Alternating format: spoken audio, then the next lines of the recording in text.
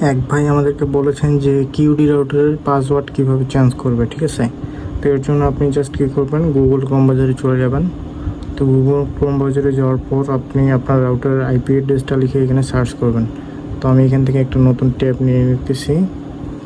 তো এবার হচ্ছে আমরা এখান থেকে আমাদের রাউটারের আইপি অ্যাড্রেস লিখে সার্চ করবো। আমাদের আইপি অ্যাড্রেসটা হচ্ছে 192.168.10.1, ঠিক আছে। এটা লেখার পর আপনারা এন্টার করবেন।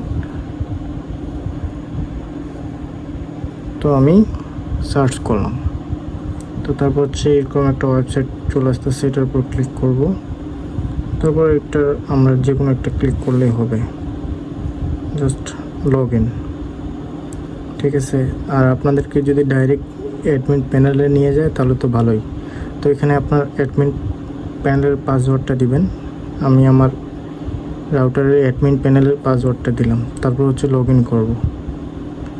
লগ ইন করার পর দেখেন, তারপর হচ্ছে আমাদের এইখানে পাসওয়ার্ড চেঞ্জ করার জন্য যে সেটিং নামে একটা অপশন আছে, সেটিংয়ে চলে যাব। তো তারপর হচ্ছে আমরা 2.4G, যেটা এখানে অবশ্যই ডুয়েল ব্র্যান্ড রাউটার যেহেতু, সেক্ষেত্রে দুইটা নাম শো করতেছে, একটা 2.4G, একটা হচ্ছে 2.5G। তো আমরা কোনটার পাসওয়ার্ড চেঞ্জ করব? আমি যদি 2.4G এটার পাসওয়ার্ড চেঞ্জ করি, 2.4G এখানে ক্লিক করব। তো তারপর হচ্ছে আমরা এখানে নিচে দেখতে পাবো যে এই যে পাসওয়ার্ড নামে একটা লেখা রয়েছে, এখানে এই যে ভিউয়ের এখানে ক্লিক করলে আমরা আমাদের পাসওয়ার্ডটা দেখতে পাবো।